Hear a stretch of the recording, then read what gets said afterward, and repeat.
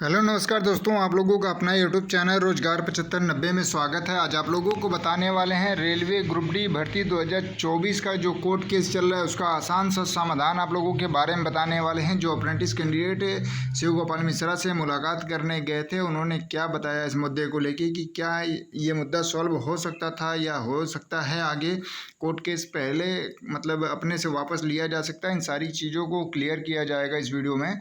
जैसे कि आप लोगों को पता होगा कि 60% और 90% को लेके ये विवाद चल रहा है, और आप लोगों को बता दें कि देखिए वहाँ पे उन्होंने बताया, पूरे डिटेल से उन्होंने बताया कि क्या क्या वहाँ पे बातें हुई, क्या सीसीए कैंडिडेटों ने रखा, क्या शिव गोपाल मिश्रा जी ने कहा। तो इन सारी चीज़ों को हम इस वीडियो में क्लियर करेंगे। जैसे कि आप लोगों ने थंबनेल में भी देख लिया होगा कि यहाँ पे आप लोगों को 3 से 5 नंबर का ग्रेस मार्क सही है या गलत है, इसके बारे में भी वहाँ पे बात हुई कि जो कैंडिडेट दावा कर रहे हैं कि उनका काफ़ी ज़्यादा कम नंबर है पहले दिया गया है, यानी कम परसेंटेज दिया गया है, उनके साथ ज़्यादा भेदभाव हो रहा है। तो शिव गोपाल मिश्रा जी ने कहा था कि एक नियम है, जैसे मान लीजिए कि जिनका ज़्यादा कम है उनको 5 नंबर का ग्रेस मार्क दे दिया जाए, और जिनका मान लीजिए एक मिनिमम है, मतलब मध्यम क्रम का है, 70-75 के लगभग है, तो उनमें कम डिफरेंट आ रहा है तो उनको 3 नंबर का ग्रेस मार्क दे दिया जाए। इस तरीके से मतलब इस पर भी विचार हुआ। तो पहले तो आप लोगों को जो डिफरेंट आ रहा है उसके बारे में आप लोगों को बताते हैं, फिर वहाँ पे क्या डिस्कस हुआ, क्यों कोर्ट केस करना पड़ा, वापस क्यों नहीं हो रही है कोर्ट केस, वो भी चीज़ें बताएंगे आपको। तो जैसे कि साथियों आप लोग यहाँ पे देख पा रहे होंगे कि यही लेटर लेके सीसीए कैंडिडेट गए थे वहाँ पे मुलाकात के लिए, और यही लेटर मतलब कोर्ट केस भी किया गया है।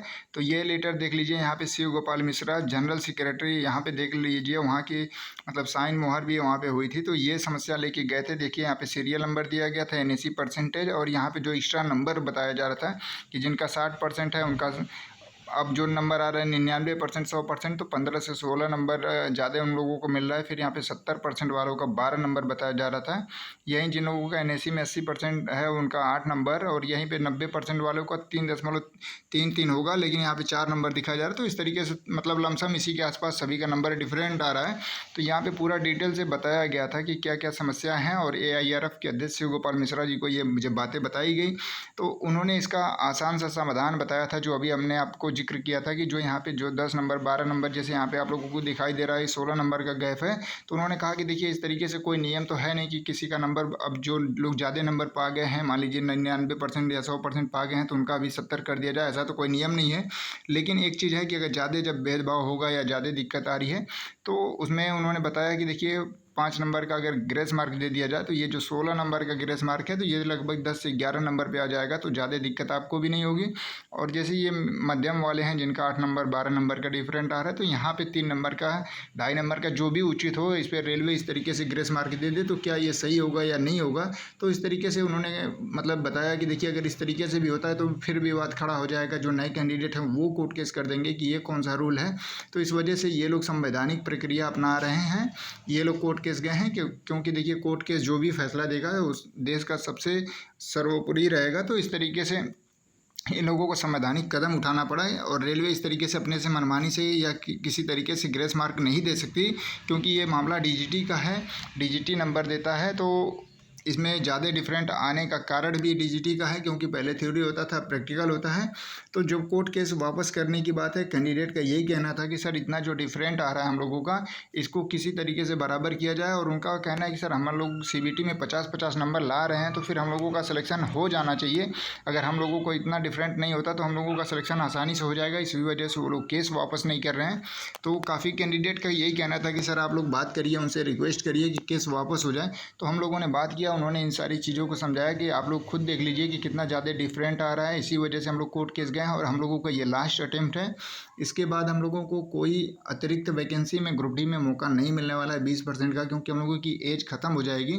तो फिर हम लोग कहाँ पे जाएंगे, किससे उम्मीद करेंगे। इस वजह से हम लोग संवैधानिक प्रक्रिया को अपनाते हुए अपना हक और अधिकार लेने के लिए सही कदम उठाए हैं। बाकी जो भी निर्णय आएगा हम लोग स्वीकार करेंगे, और उसके बाद भी अगर निर्णय, उन्होंने ये भी तक कह दिया कि अगर निर्णय से संतुष्ट नहीं रहेंगे तो हम आगे भी जा सकते हैं, जैसे सुप्रीम कोर्ट भी जा सकते हैं, डबल बेंच तक जा सकते हैं।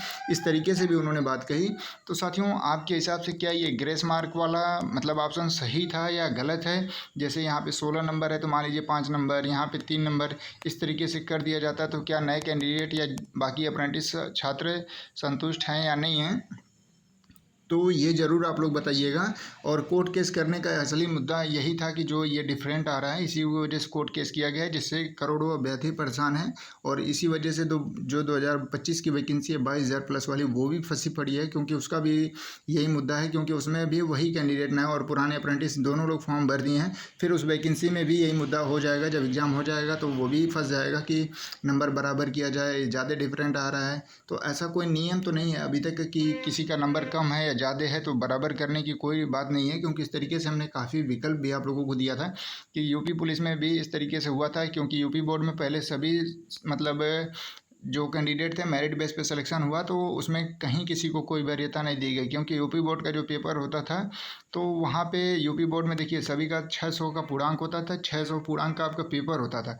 लेकिन अब क्या हो कि यूपी बोर्ड में अब आपको 180 नंबर मतलब 30-30 नंबर हर सब्जेक्ट में प्रैक्टिकल से मिल जाता है, 29-30 29-30, तो लगभग ये 70 नंबर का ही हर सब्जेक्ट का पेपर होता है। तो ये 420 नंबर का ही पेपर होता है, तो ये 30 नंबर तो आपको एक्स्ट्रा मिल ही रहा है। फिर 420 में से जो नंबर लाएंगे तो ये लोग ज़्यादा नंबर लाए, मेरिट में यही लोग सेलेक्ट हुए जो लोग प्रैक्टिकल में नंबर पाए थे। तो उसमें भी कोई ऐसा नियम नहीं लगाया गया था कि चलिए जो लोग पहले सभी एग्ज़ाम दिए के आए हैं उनको चलिए 5 नंबर ग्रेस मार्क दे दीजिए, ये लोग प्रैक्टिकल में 30 नंबर पा रहे हैं और यहाँ पे इन लोगों का पूरा एग्ज़ाम दे के आ रहा है नंबर, तो इनका कम आ रहा है। क्योंकि जो लोग प्रैक्टिकल दे के आए हैं उनका 80 से 90% तक परसेंटेज गया है, और जो लोग पूरा 100 में से 100 पेपर दे के आते थे तो 55-60 जाते जाते उन लोगों का मतलब ख़त्म हो गया।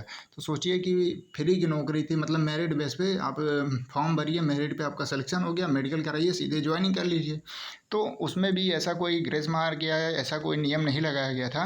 तो इस तरीके से और भी वैकेंसियाँ हैं, जैसे अप्रेंटिस की वैकेंसी जो आ रही है, मान लीजिए आपको पता होगा 10th प्लस ITI पे भरा जाता है फॉर्म। अब जो कैंडिडेट मान लीजिए 10th में था लॉकडाउन में, उसको 90% मिल गए, और जो लोग एग्ज़ाम दे के लाए थे उससे पहले 70-80% हैं। तो बताइए ये कैंडिडेट फॉर्म भरेगा और ये भी कैंडिडेट फॉर्म भरेगा। ये एग्ज़ाम दे के नहीं लाया, ये फ्री का नंबर पा गया, ये एग्ज़ाम दे के 70% लाया है।